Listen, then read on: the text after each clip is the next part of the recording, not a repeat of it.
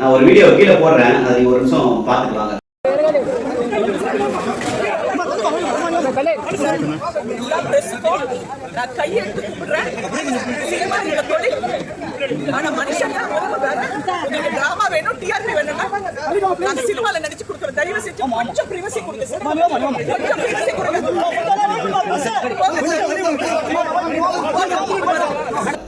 என்னன்னா இழவு வீட்டுல நிம்மதியா இழவு கூட எடுக்க கூடாத அளவுக்கு இழவு எடுக்குது இந்த இழவு ஊடகங்க.